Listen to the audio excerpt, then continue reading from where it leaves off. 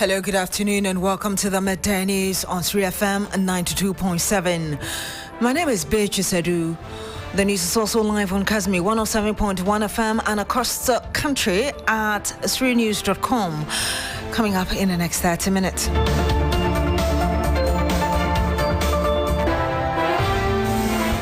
Ghana Maritime Authority launches widespread enforcement campaign across Volta Lake after Saturday's boat accident claimed 15 lives.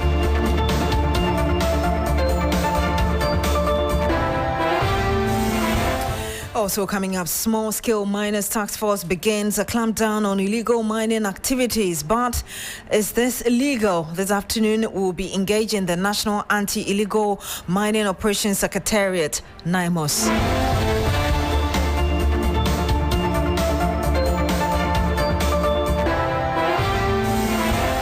And much later on the program, Organized Labour begins 2026 base pay negotiations as the government faces pressure to conclude talks ahead of 2026 budget presentation.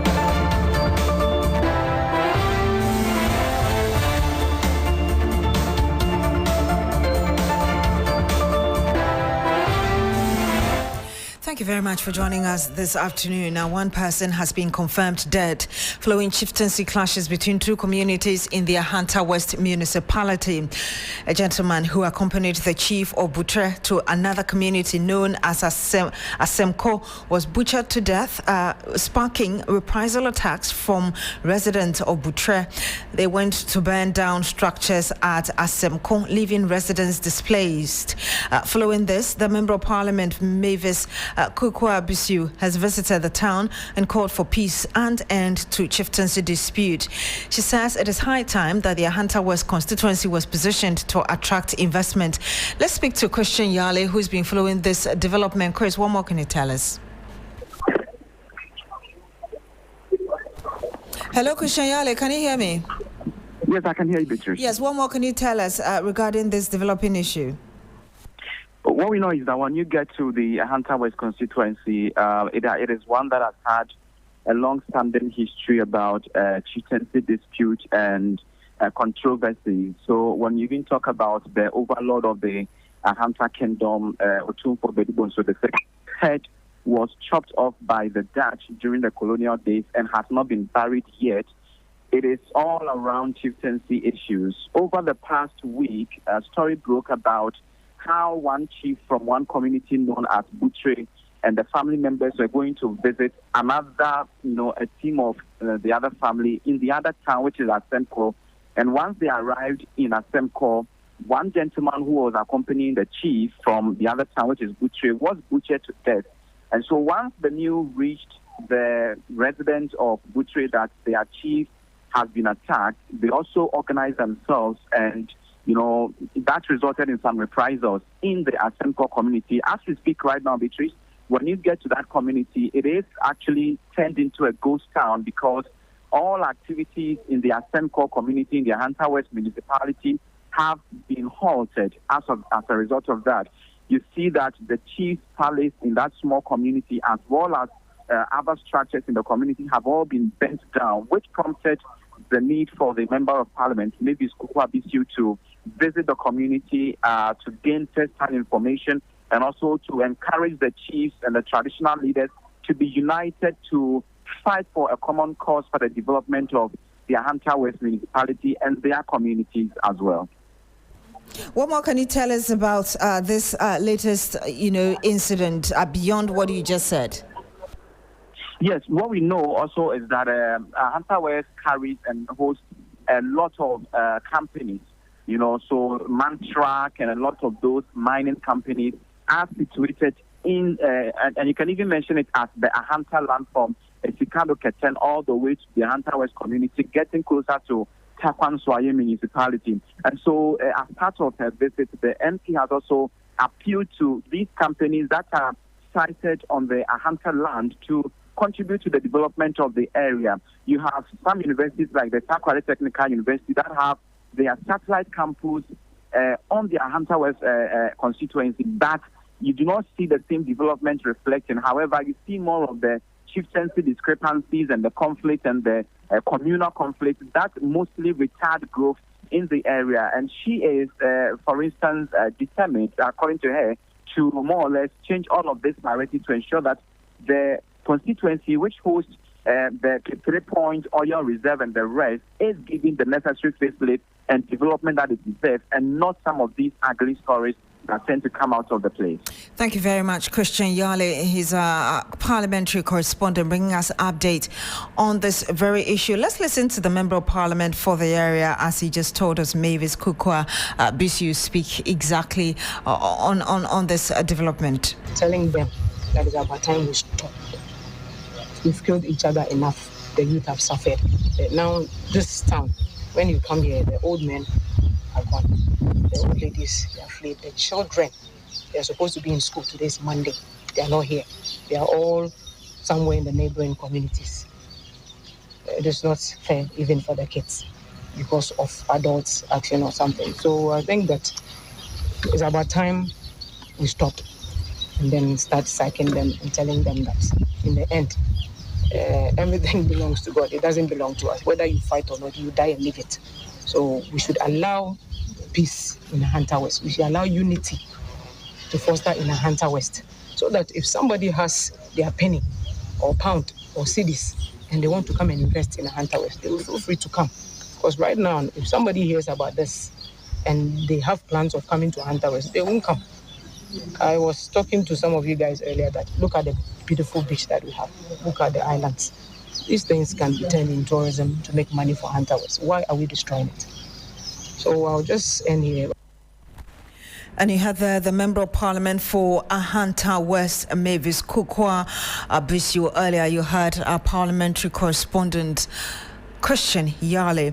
Investigations have commenced into Saturday's tragic boat accident on the Water Lake, which claimed the lives of 15 people, including 11 children. Preliminary findings by the Ghana Maritime Authority indicate that the vessel was grossly overloaded, far exceeding its safe operational capacity. The incident occurred around 1:30 p.m. on the 11th of October near Ketekache in the Oti region. The boat was carrying passengers returning from a funeral in Okuma to Bovima, both in the Krache West district, when it capsized. The Maritime Authority said a specialized team comprising maritime safety inspectors and Navy task force personnel from Dambai has been deployed to the scene. Meanwhile, the authority has announced a comprehensive enforcement campaign across the Water Lake to ensure strict compliance with maritime safety. And we'll be bringing you more on this. You're still here on the Midday News on 3FM 92.7, 8 minutes past the hour of 12. Stay with us. Hello, Ghana. It's a new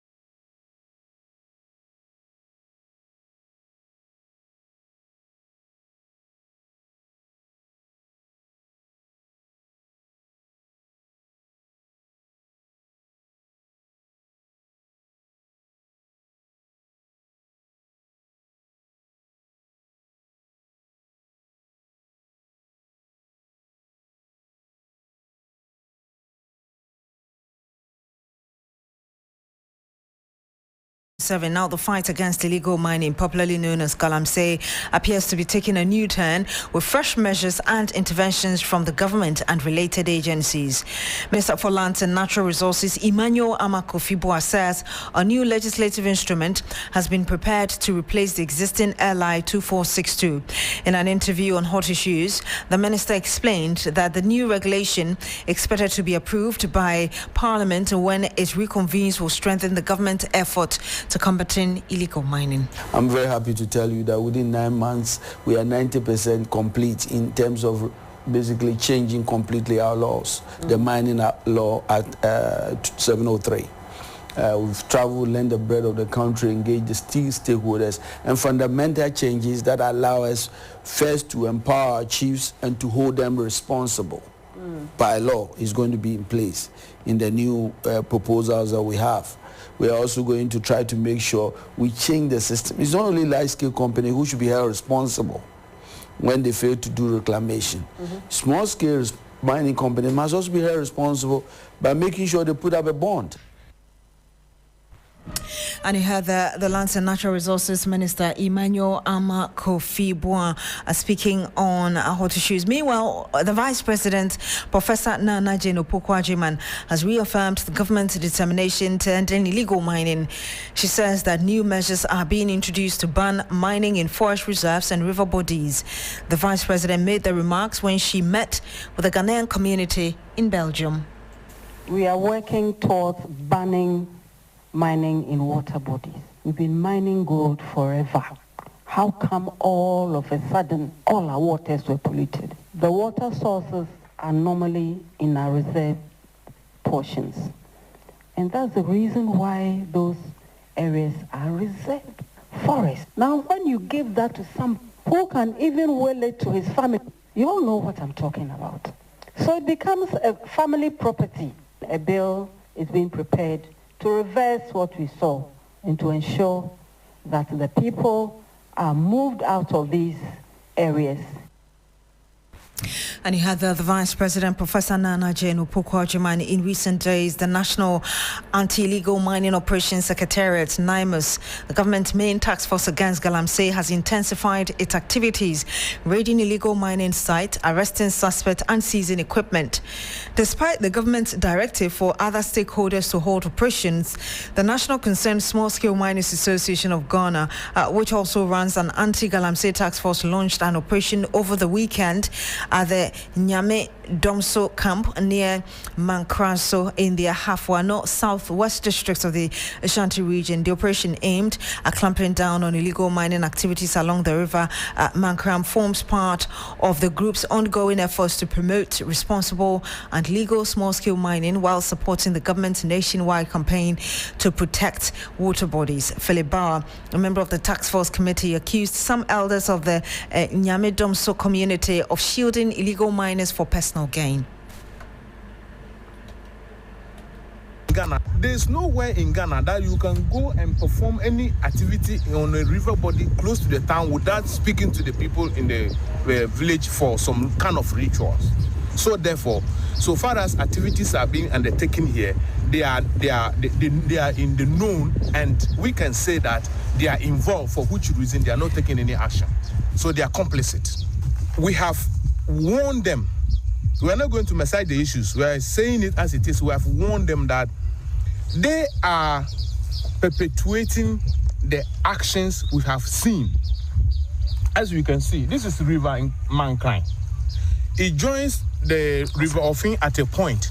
So when the pollution is caused here, it affects Ofin, and Ofin goes to Pra and to the sea. So we have to start from where the actions are, and one of the places is where we started the operations today. Now, having observed this, we have issued a strong warning to them, and I'm repeating it here, that on our return, if we see any such action on this river, Mankind, the community leaders are going to be held responsible, because they are responsible for the people staying here. They are harboring them, so they are abetting the activities. And you have Philip Barr. He is a member of the National the National Concerned Small Scale Miners Association of Ghana, the task force as well. Now, let's speak to the Michael Pepra, who is the president of the National Concerned Small Scale Miners Association. Just stay with us.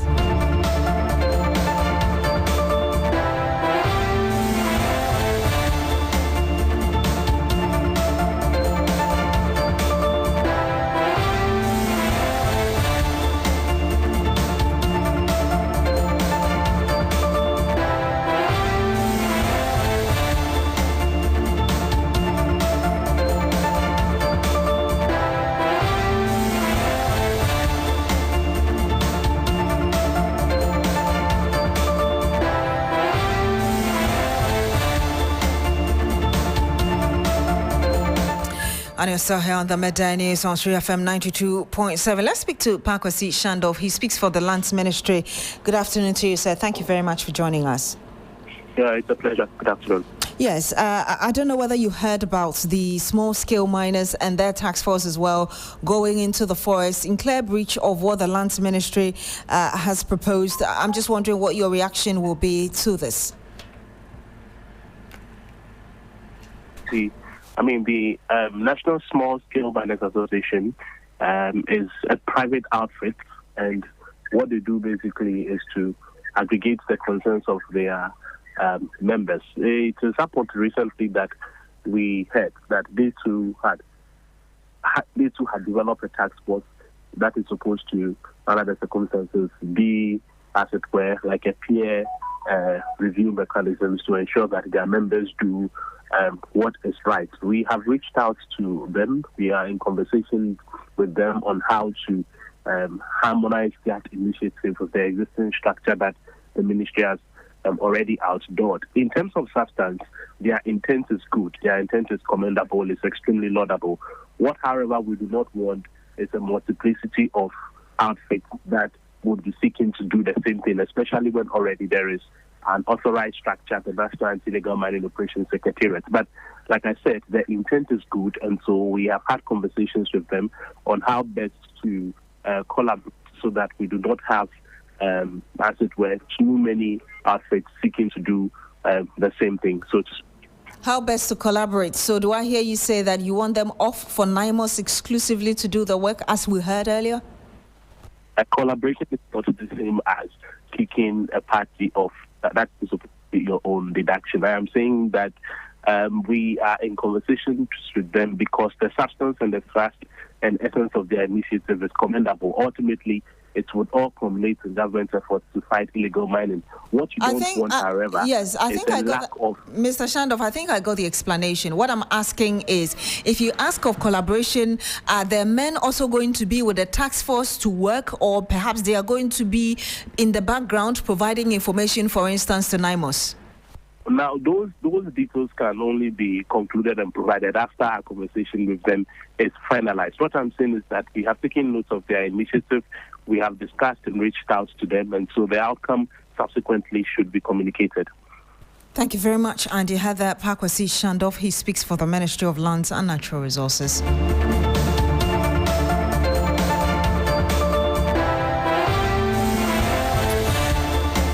Now, this afternoon, there is good news at last for health workers. After months of agitation, the Health Minister, Kwabena Minta-Kando, has announced that the government will clear all outstanding salary arrears owed to nurses and midwives by November. Speaking at a press conference amid growing agitation from nurses unions across the country, the minister reviewed that the Ministry of Finance has received cabinet approval to release funds for payment. My colleague Noble Crosby-Annan is following this. He'll be joining us very shortly, but let's hear the health minister speak earlier at that press conference this morning. In the Ministry of Health,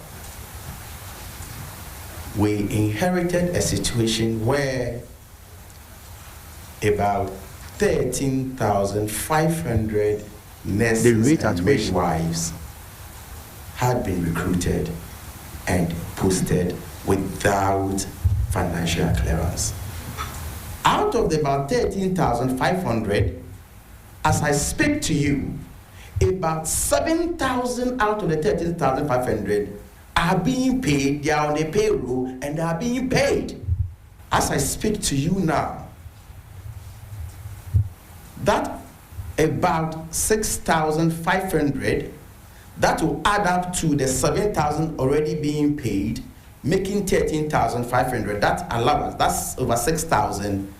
Cabinet has approved that with immediate effect, starting from November, the Minister for Finance must pay them. We recently had some junior doctors threatening to go on strike. They have started work without clearance, without salaries, without pay. Again, we collaborated with the Ministry of Finance And as I speak to you now, we have succeeded in getting them clearance, and they are being migrated onto the payroll.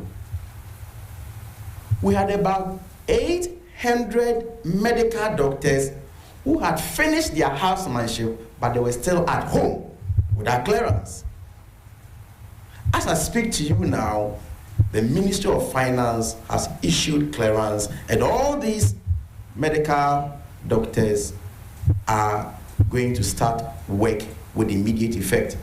And with this one, our priority areas are in the rural areas. There were pharmacists who had completed their housemanship as far back from 2023 to 2024 who had not been paid. We inherited that. And those people have been paid. I am telling you what we inherited and what we have done about them and what we are doing about them.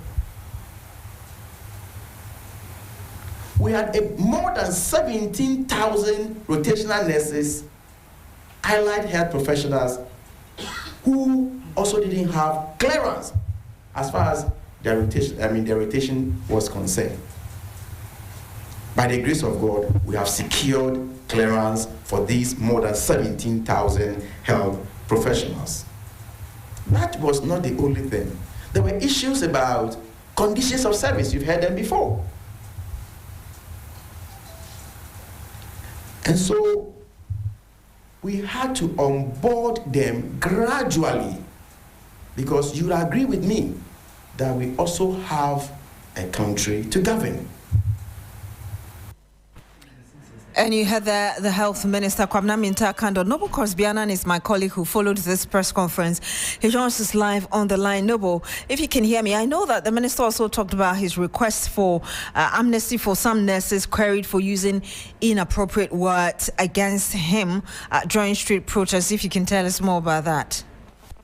Well, we know that the protest by the health workers over the non-payment of their salaries, we saw in some of the videos some nurses using some unpleasant words from the minister. But he's saying that he's a public servant, and if he's an appointee of President John Dramani Mahama, they must look up to President Mahama. And President Mahama stands for freedom of speech, right to demonstrate. These are some of the tenets that he stands for. If you are his appointee, you cannot frown on those things. So for him, he has nothing against anybody who demonstrates, but he's asking that they do the demonstration responsibly. But he's urging the Director General of the Ghana Health Service to temper justice with mercy. But this is also not to encourage anybody to act irresponsibly. These were his comments, and he's going to place a call to the Director General of the Ghana Health Service to know what to do about the situation. Thank you very much, Noble Korsbianan. Let's hear exactly what the Minister said on that as well. I do not want to sound as though I want to encourage indiscipline in the sector. I am a public servant.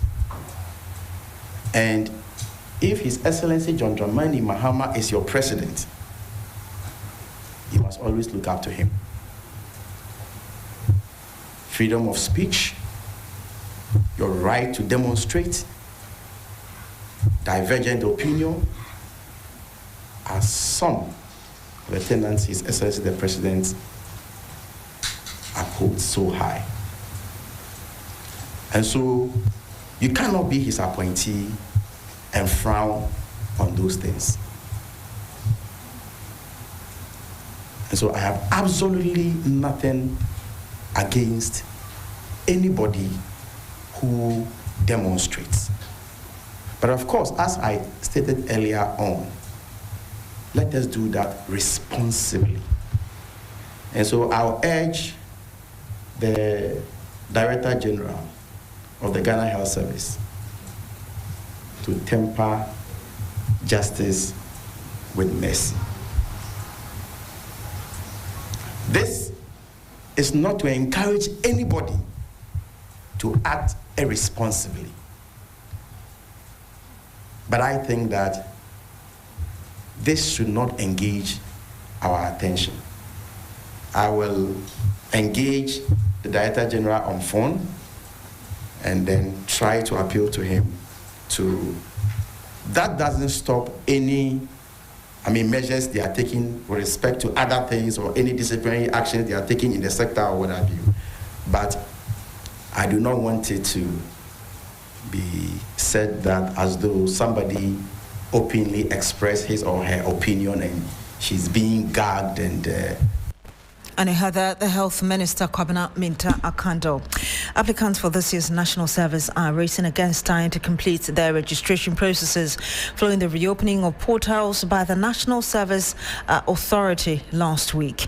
Payments to personnel and registration of new applicants hit a snag after investigations revealed that the previous system had been used to pile up ghost names to defraud the state. With the deadline fast approaching, many applicants are struggling to complete the gazetting of their document for the service year, a situation that has forced the creation of emergency centers in some areas across the country. The NSA says it is collaborating with the Ghana Publishing Company to facilitate the exercise as concerns continue to mount. Let's get some answers from the agencies on the process of this intervention so far. Lantam Papanko is head of public relations at the Ghana Publishing Company. Good afternoon to you, sir. I hope I got your name correctly. Yeah, good afternoon, Beatrice. I'm doing well. Yes. Now, service personnel have raised concerns about the limited time available to go through the processes of correction and gazetting. How is your entity responding to these concerns?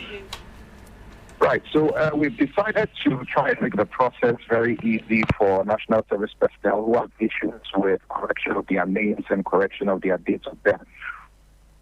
Before you're able to do it, you have to walk to the office of Ghana Publishing Company or go to the post office where you are. That is our offices in Accra and in Kumasi or at any post office. But because of the situation we are faced with, and we want to make it easier for personnel to be able to do these corrections and also register on time, we are collaborating with the National Service and our gazetting services right to their premises here in Accra and also in Kumasi.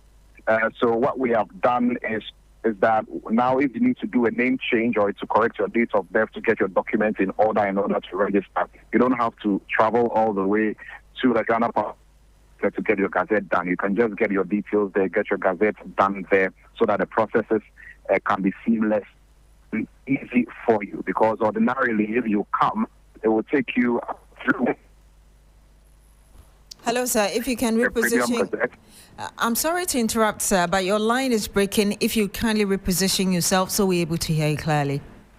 Right. Is it better now, Beatrice? Yes, please. Go ahead, sir. Right. What I was saying is that ordinarily, if you wanted to get a gazette, it will take you about 3 weeks to get it. That is if you paid for a regular gazette. If you paid for a premium gazette, it will take you 3 days. If you pay for a premium plus, take you 24 hours. But what we have done now is that bringing the gazetting services to the offices of the NS in Accra and Kumasi, we're able to do it for you within the shortest possible time. That is just 1 week, at a factory, just to make sure that the process is very easy for you or for anybody who needs to register for the service. But how would you describe the system that you've put in place going smoothly? So far, I think we have a desk here at the National Service Authority, both in Accra and Kumasi. I'm currently at the National Service Authority office in Accra, taking a look at the process and supervising the process. And so far, it's going smoothly. There are quite a number of people who need these gazetting services. And so it tells you how crucial it was for the Ghana Publishing Company Limited to step in together with the National Service Authority to make this happen, to make the processes easy for would-be national service personnel. Thank you so much for speaking to us, sir. Thank you very much, Beatrice. And you had the Lantam Papanko. He is head of public relations at the Ghana Publishing Company. My name is Beatrice Adu. Thank you very much for joining us on the MiddayNews today on 3FM and 92.7. Log on to 3news.com for more news.